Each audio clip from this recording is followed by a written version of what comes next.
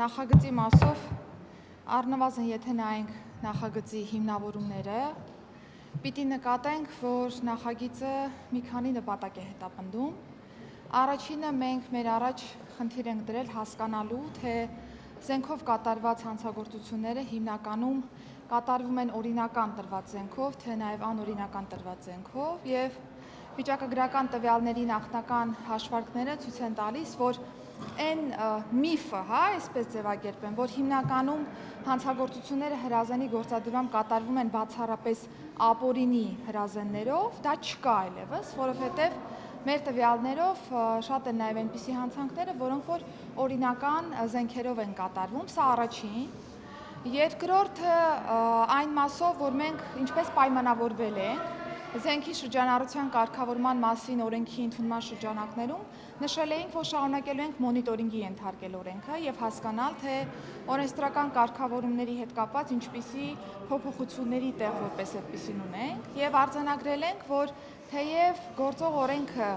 զենքի պարգևատրման մասով նախատեսում է որոշակի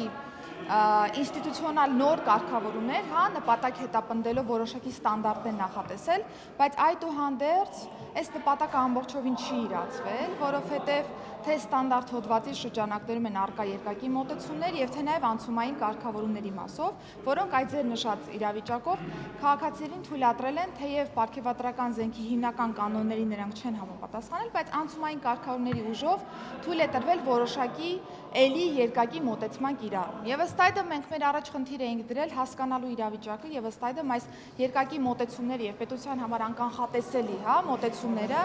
հանգուցալուծել եւ առաջարկել որոշակի լուծումներ։ Եվ ինչ ենք մեր քննարկումների արդյունքում պարզել, որ թե օտարերկրյա պետությունների կողմից պարգևատրումների դեպքում եւ թե նաեւ նույնիսկ ներպետական բարձրաստիճան պաշտոնատար անձանց պարգևատրումների դեպքում մենք չունենք հստակ ստանդարտներ։ Ստանդարտները պահպանելը շատ կարևոր է այս տեսանկյունից եւ նախագիծը նպատակ է հետապնդում բացառապես ստանդարտ բերել այս զենքի պարգևատրման ինստիտուտում եւ ըստ այդմ չափանիշները նախատեսել, որոնց բավարարելու պայմաններում անձին կկարողանա շարունակել ունենալ այդ զենքերից։ Եթե չեն կարողանա բավարարել այդ չափանիշներին, ապա բնականաբար ենթակա կլինի կամավոր հանձնման Հայաստանի Հանրապետության ոստիկանության։ Ոստիկանությունը հերթական օպերացիաներ իրականացրել Երևանում, պատգամավորին հիմնաբաններին էին բերման ենթարկել եւ 2 ժամ հետո բաց թողել։ Նախ ես ուզում եմ հասկանալ, ինչ մեխանիզմով է դա իրականացվում, ինչ որ ահազանգ է ստացվում, որովհետեւ երբ որ բերման է ենթարկում եւ բարձում է, որ դա այդպես չէ, նույնը նաեւ Գյումրու քաղաքապետի տեխնատու վարչապետի բարակայում է եղել։ Այսինքն այստեղ արդեն հասկացվում է, որ կա կոնկրետ քաղաքական ինչ որ մեսեջ ուղղված, ոչ թե իրավապահ գործողություն, որովհետեւ երբ դուք օպերատիվ տվյալներին սխալ եք տիրապետում, դուք նկատություն եք անձնապես, դուք այդ համակարգը, հետեւաբար ստացվում է, որ իրականացվում է մասկի շոու։ Ես վստահաբար կավելացնեք, ամեն անգամ նույն մարդկանց բռնում եք, օպերատիվ տեղեկություն ունենալով իբր ապօրինի զենք կա, տանում եք, տեսնում եք ապօրինի զենք չկա, բացեք տոնում։ Հիմա կամ օրենքի բացում եք, որ չգիտեք ոնց Խաչատուր Սուքիասյանները երեք, Արթուր Վանեցյանը ուղեկցող մեքենա արդեն 5-րդ անգամ նույն զենքով տանում եք։ Կամ ձեր օպերատիվ բլոկը լավ չի աշխատում ձեզ սխալազեկություն, կամ ուղղակի շոու եք գործել ասած։ Ինչ եք անում։ Նախ դուք ձեր մոտեցումներով նաև այսպես ասեմ, հերքեցիկ փայլակի մոտեցումը, որ կա որոշակի քաղաքական նաև հետապնդում, որոշ անձանց նկատմամբ, որովհետև ոստիկանության համար, եթե կա օպերատիվ տվյալ զենք զինամթերքի առկայության կամ թմրամիջոցի օգտագործման կամ ցանկացած այլ իրավախախտման մասով չկա որևէ տարբերություն, թե տվյալը որ անձի մասով է ստացվում։ Եթե տվյալը կա, բնականաբար այդ տվյալը պետք է իրացվի։ Տվյալի իրացման արդյունքում կարող է հաջողություն գրանցվել, այսինքն տվյալը կարող է լինել ռեալ, բայց տվյալը կարող է լինել նաև վերջնարդյունքում ոչ հավաստի։ Բայց այդ տվյալը, ամեն անգամ այդպես չի լինում։ Քանի անգամ եք ապօրինի զենք բռնել, օրինակ Խաչատուր Սուքիասյանը կամ Արթուր Վանեցյանը ուղեկցող մեքենաներում։ Մի դեպք ասեք, որ ապօրինի։ Դուք տանում եք անհատականացման։ Դուք տանում եք անհատականացման, ես բերում եմ ընդհանրական մոտեցումների դաշտ։ Մի անձի դեպքում կարող է դա հաստատվել, մյուս անձի դեպքում կարող է դա չհաստատվել, բայց այն, որ ոստիկանությունը պետք է որևէ օպերատիվ տվյալ չիրացնի, դա ուղղակի անընդունելի մոտեցում է։ Այդ գործը ով է, մի հատ ասեք իմանանք էլի։ Այսքանը այս հարցի Հիմա ես օպերատիվ տվյալ ունեմ, Դա ազդարարման ինստիտուտի բանը չէ։ օպերատիվ տվյալների մասով հարգելի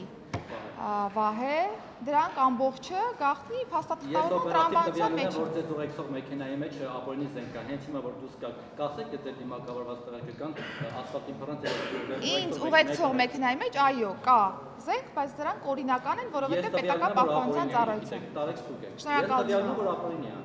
Խնդրեմ։ Տիկին նախարար, իմ հարցը վերաբերում է Կարմիր Ներետավորի հայտնի արտահայտությանը, որ քաղաքացուն անհիմն անհեթեթ պահանջ էր ներկայացրել աչքերի մեջ վերում չկնորցնելու հետ կապված։ Դուք նշեցիք, որ ծառայական քննությամբ զբաղվեք եւ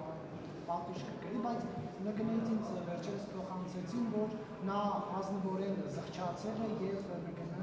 ըստ էության դուք որոշել եք նրան չպատժել, բայց չեք կարծում, որ սա արդեն ստեղծում է իրավիճակ, որ մյուս ծառայողները արդեն այդ խախտումներ անելուց արդեն կզգան, որովհետև կտեսնեն, որ գործընկերը չի պատժել։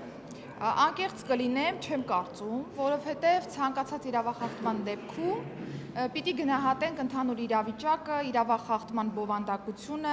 իրավախախտի վարքագիծը, իրավախախտման առնչությամբ, ինչպիսի մոտեցում ունի, խոստովանում է, որ կատարել է որոշակի էթիկական կանոնների խախտում, թե չի խոստովանում, եւ տվյալ իրավիճակում ես ասուլիսի ժամանակ էլ նշեցի, որ իրականացվում է ծառայողական քննություն, ծառայողական քննությամբ այո, ֆիքսվել է, որ կա էթիկայի կանոնի խախտում տվյալ արտահայտության կիրառմամբ, բայց հաշվի առնելով այն հանգամանքը, որ տվյալ աշխատակիցը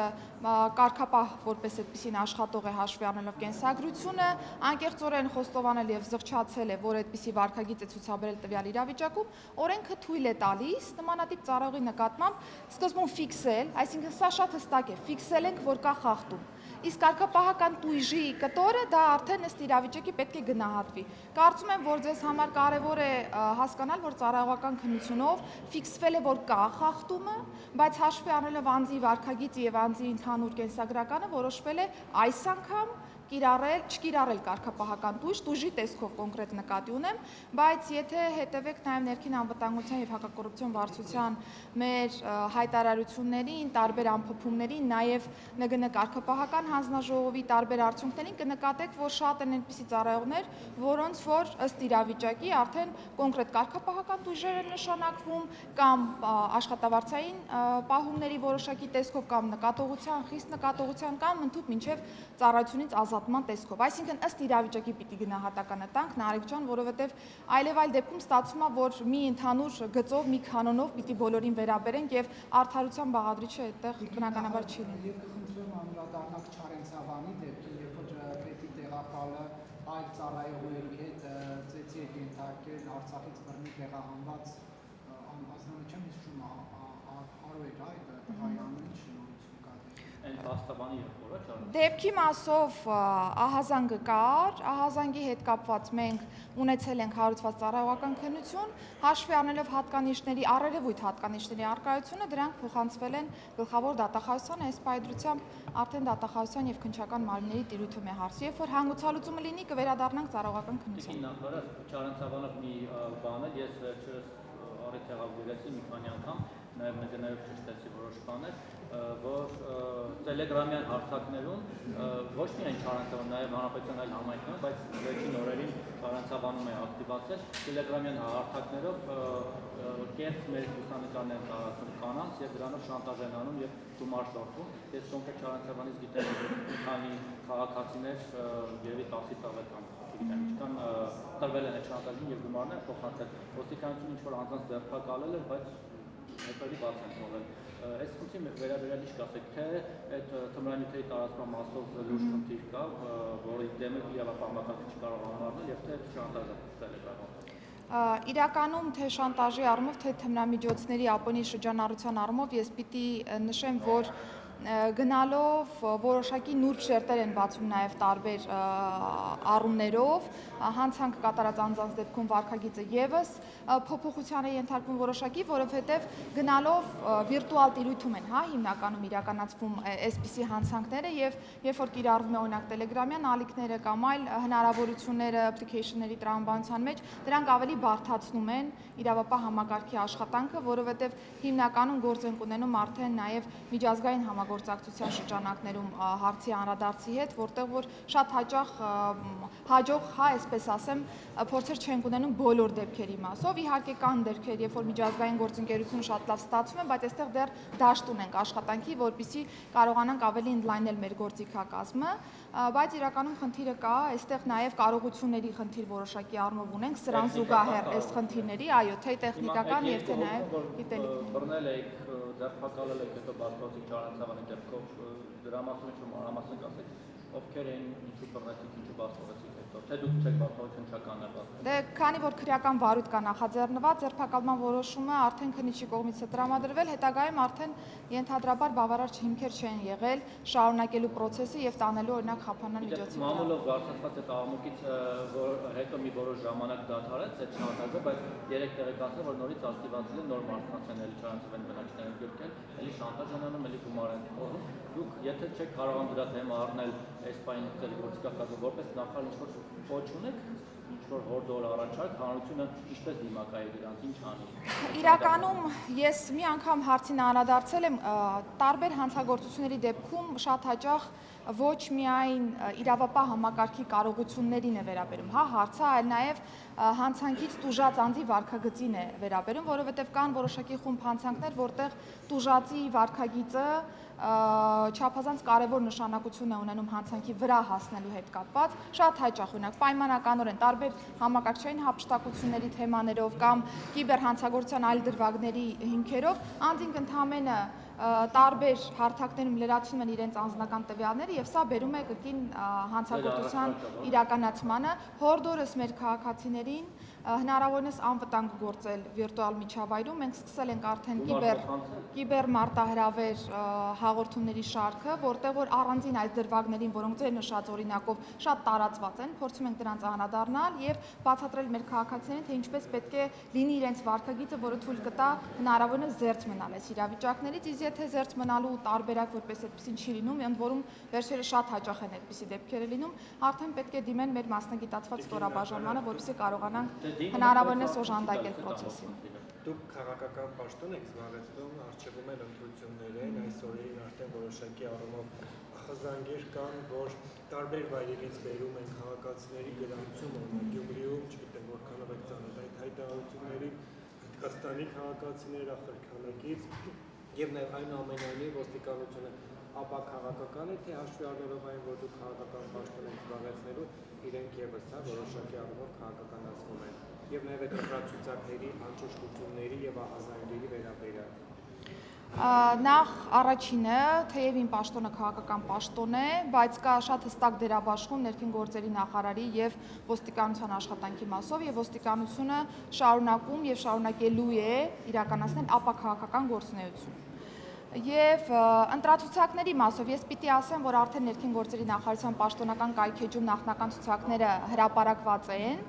եւ այս նախընտրական ցուցակների մասով, որպեսզի կարողանայինք հստակեցնել, հասկանալու կա օրինակ անճշտություններ տվյալներում, կան օրինակ մահացածներ, որոնք դեռևս շարունակում են մնալ ցուցակներում, համայնքային ոստիկանության օժանդակությամբ միգրացիա եւ քաղաքացիական ծառայությունը վերջնականացրել է այս ցուցակները եւ արդեն դրանք հանրային տիրույթում հասանելի տվյալներ են եւ ընդհանրապես եթե մեր քաղաքացիները նկատեն տվյալների հետ կապված որոշակի անճշտություններ կամ լրացուցիչ ցուցակներ գրավելու հետ կապված հարցեր առաջանան, բնականաբար ըստ ընտրական օրենսգրքի այս կանոնները աշխատում են, խնդիր չկա։ Ես անկեղծ ասած թեման, երբ որ ինձ հայտնի դարձավ, որ մեդիա դաշտում շրջանառվում է այդ թեման, շատ անակնկալ էր, որովհետև առնվազն օրենսդրությանը ծանոթ մարդիկ պիտի ունենան, որ այսօր գրանցվելով Գյումրիում կամ Փարաքյարում դա չի տալու անձին հնարավորություն մասնակցելու մարտի վերջին ընթացող ընտրություններին, որովհետև անձը պետք է ունենա որոշակի ամսական կտրվածքով հաշվառում տվյալ բնակավայրում, որը որ նրան ընտրական իրավունքի հնարավորություն կտա։ Եթե անձիկ տվյալ ժամկետից առաջ են գրանցվել եւ շարունակում են այնտեղ բնակություն հաստատել, բնականաբար ըստ օրենքի տվյալ անձիկ ունեն ընտրական իրավունք։ Այս մասով նախարարությունը պաշտոնական հայտարարությամբ հանդես եկել է եւ եթե լինեն համանման ահազանգեր, խնդրում եմ ուղղորդել նախարարություն, մենք բարձրաբանումները կտանք։